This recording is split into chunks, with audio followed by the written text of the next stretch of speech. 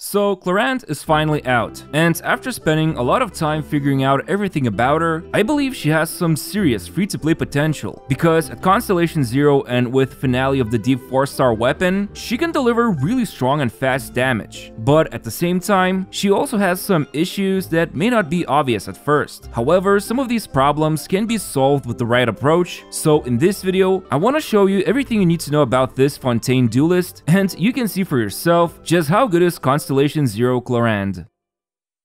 So, Clorant is the new 5-star Electro Sword unit who specializes in dealing a lot of damage really fast when using her unique stance. She's a fairly simple unit when it comes to her playstyle, but there are a couple of things that make her kinda complex if you're willing to practice. So let's first take a look at her personal damage. For now, she's equipped with a fully refined Finale of the Deep sword, but later on I will also compare it to other swords. While her main artifact set for this showcase is going to be the Fragment of Harmonic Whimsy set, but honestly, Thundering Fury is also great. However, it does introduce an alternative playstyle, which I'll talk about later on. And then her talents are at levels 1, 10, and 10, and of course, she's Constellation Zero. Now, just to quickly show her solo potential, her burst deals AoE damage 5 times, resulting in about 57,000 damage, and it costs 60 energy. So it's pretty cheap, but what's also quite valuable about the burst is that it will apply 120% Bond of Life on Clorant, which will be utilized by her skill. And speaking of which, by pressing the skill button, she will enter into this special stance, which then allows her to shoot with her pistols by holding down the attack button, each attack dealing about 5,211 damage, and then if you press her skill again, she can also perform a lunge with her sword and deal around 3,400 damage 3 times. And after trying to count in this flurry of attacks, I believe she gets a total of 4 particles over time, which all come from the pistol shots.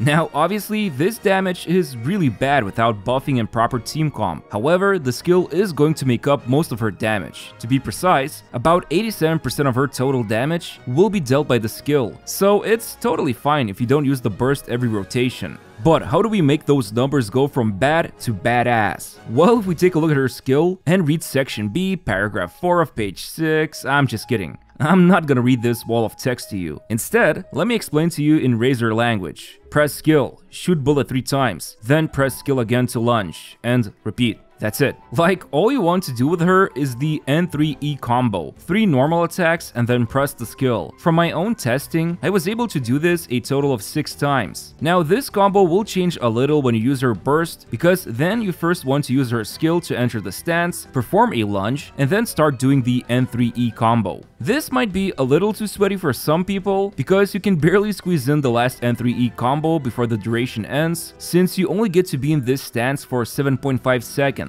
So every second matters. I basically just press the skill the moment she's about to launch her 3rd attack, because it happens so fast after the 2nd pistol attack. Oh, and yeah, if you didn't know, both the pistol shots and the lunge are considered to be normal attack damage, but the multipliers are located in the skill, so that's why there's no point leveling her actual normal attack talent, unless you just want to spend the resources and show how much you appreciate this duelist. Anyway, if we use this combo and do the full rotation with buffing included, she actually puts out Asimov out of commission in like 7 seconds, and deals a total of 527,000 damage. But here's the funny part, she still has some time left on her stance, and if the target was still alive, she would actually output a total of 874,000 damage in 10 seconds. Really nice performance in my opinion. Although it's kinda hard to see with all those numbers popping up, but usually, she deals about 10 to 16,000 damage with pistol shot and lunge, but if they are aggravate reactions, it will range from 24 to 30,000.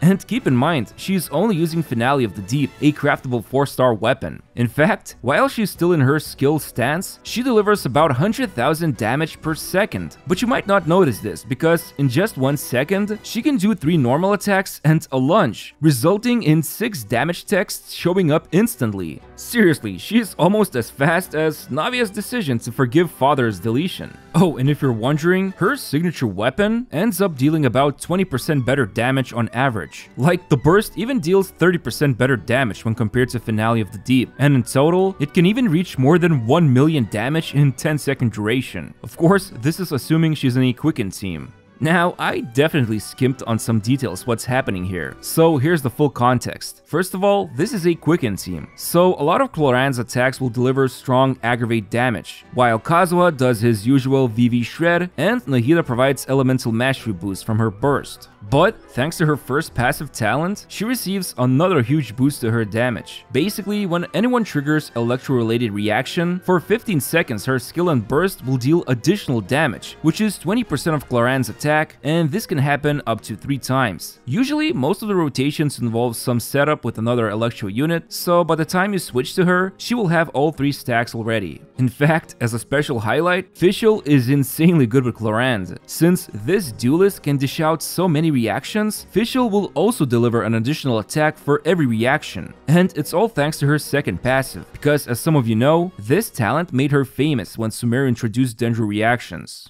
But getting back to Cloran, there's one more thing I was keeping away from you, and that is Bond of Life. You see, whenever Cloran in her skill stance shoots the bullet, she will gain 35% Bond of Life, and whenever she has more than 100% Bond of Life, by pressing the skill button, she can do the best and most powerful version of the lunge attack. So in other words, shoot, shoot, shoot, and then press the skill to lunge, since she obtained 105% Bond of Life total. Oh yeah, and she actually loses all Bond of Life after lunging, and on top of that, she also heals herself. Also, remember how I said she gains Bond of Life from the burst? Well, it's 120% Bond of Life, so that's why you can immediately do the skill lunge after entering the stance, since it will be the best version of the lunge. By the way, you can lunge as much as you want, but the damage will be crappy compared to a lunge with at least 100% Bond of Life, since this attack specifically will deliver a total of 3 hits, whereas the other 2 versions only do 1 minor attack. Now, one really cool thing about Cloran is that she actually has a ton of critical rate built into her. From her ascension, she gains 19.2% critical rate, then additional 20% critical rate from this passive called Lawful Remuneration, and let's not forget the default 5% every character has. So in total, without any gear, she can have 44.2% critical rate, which is pretty insane.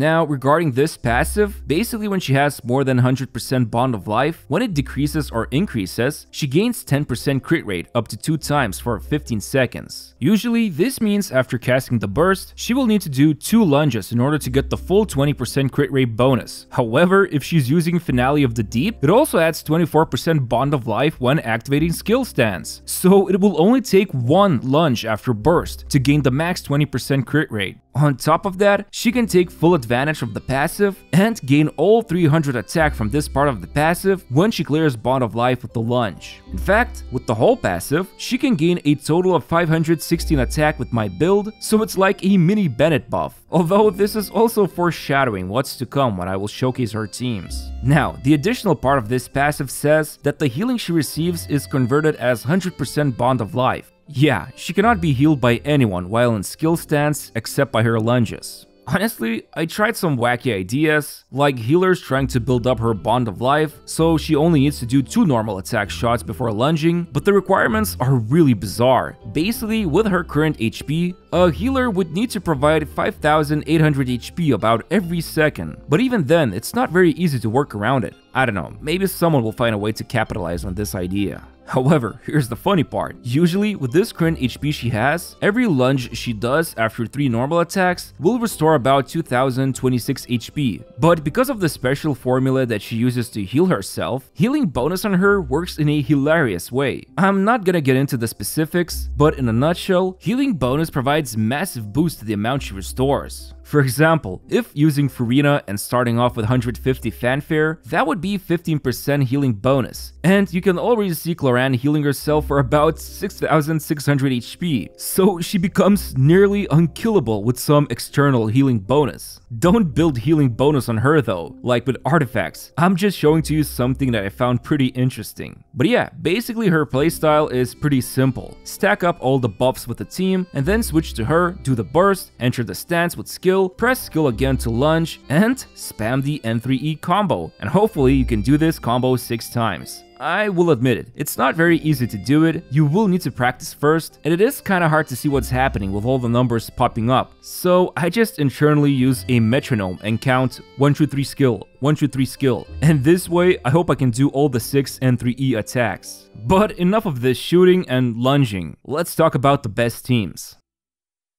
Okay, so I have some good news and bad news. The good news is, Clorant works super well in Quicken teams, and to some extent in Quick Bloom teams. The bad news, she's kinda not amazing in other team comps. You see, Clorant really wants to utilize the Aggravate reaction, because she can cause it so many times. Essentially, she can do 2 aggravates with her burst and 2 aggravates every second when she unloads the N3E combo. On top of that, if Fischl is in the team, and believe me, you will want to have Fischl with her, her second passive will constantly fire off thanks to those aggravates, resulting in really strong off-field attacks. Now, the best team by far, at least from my own findings, is a comp of Nahida, Fischl, and Kazuha. The overall team's damage is really good, there's plenty of elemental mastery boosting coming from Nahida, and Kazuha provides that much needed elemental damage boost with Vivi Shred. Obviously, you can use other Anemo units instead of him as well. However, one problem with this team is that there's no healing, and usually that's not a big deal, since Clorant can keep herself alive with self-healing, although I would recommend to use Prototype Amber on Nahida for some type of team healing.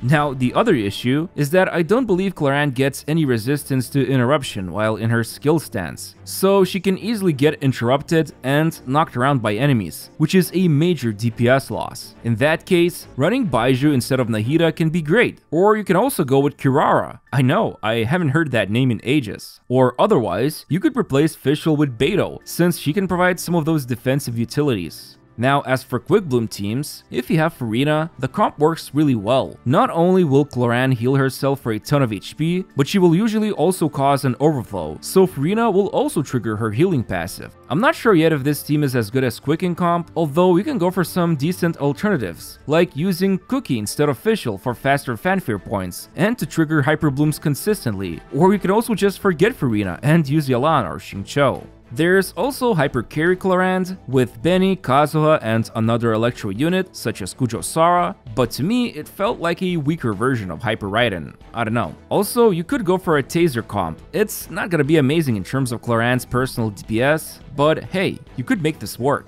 However, there is a silver lining, at least with Chevre's teams. It actually works pretty great if you're using Thoma, whom you can build with Elemental Mastery and HP stats, while also utilizing something like Kitane Crossbear, and this way he will be able to hit for some overload damage, while his shielding actually protects Clorant. This team also becomes quite better with C6 Chevre's, which is a no-brainer statement of course, but overall, it's quite good compared to Quicken and Quick Bloom teams. You might notice Benny is not here. Well, to me, it felt a bit hard to navigate Chevre's lunges and stay within Benny's circle. Now, there's also Thundering Fury Clorant. This build offers an alternative playstyle, since now she can do her skill stance twice per rotation. It's a bit tricky, but normally, when the skill duration is over, you want to quickly switch to some crucial units like Nahida or Fischl to reapply Dendro and Oz, and maybe Kazuha to refresh Vivi Shred. But essentially, the long 16-second cooldown that Clorant needs to wait out with her skill usually can be ignored with Thundering Fury, and she will always be ready to go into her skill stance once more when it's over. Overall, most of the teams will wane in comparison to Quicken and Quick Bloom comps. So, in reality, if you want to build a competitive team for Abyss, Clorant does feel a bit limited by the archetypes she can excel in. Although, keep in mind, for open world exploration, just build anything you want, and she'll demolish stuff fast enough. So, what do I think about this Slayer of Fathers? Well, as a fan of Electro Element, I'm really surprised she works so well at C0 with Finale of the Deep weapon. Like, it's the best 4-star weapon for her, maybe besides R5 Black Sword. And there are some strong 5-star options besides the signature, like Haran, Mistsplitter, and Alhaitham Sword. Obviously, she still wants to be in a Quicken or Quick Bloom comp to show her true potential, but otherwise, she's pretty good. I say this because in addition to lack of diverse Abyss team comps she can be in, she also has no resistance to interruption when using the skill, so it's easy to lose your flow and DPS if somebody interrupts her. Good thing there's no pay-to-win way to overcome this, right? Resistance to interruption is locked behind her second constellation. On top of that, I sometimes found it annoying that her lunge goes off in a weird direction. Not sure if it's my own fault, camera issue, or auto-targeting, but it definitely affected my experience. And on top of that, doing that whole N3E combo 6 times will require patience and practice. It really takes a while getting used to it, especially if you go behind the enemy and need to quickly rotate the camera and still keep track of that fast combo, cause it literally happens in 1 second. Not sure how mobile players will feel about this. But overall, I find Cloran's playstyle to be very rewarding. If you like a character that is kinda simple, but also requires some skill, you might enjoy using her. Obviously, there's the trials you can use to check her out, so don't pull before testing her out by yourself. Anyway, hope you found this video useful, and as always, I'd really appreciate it if you could press the like button and subscribe to my channel. Thanks for watching, and see you soon.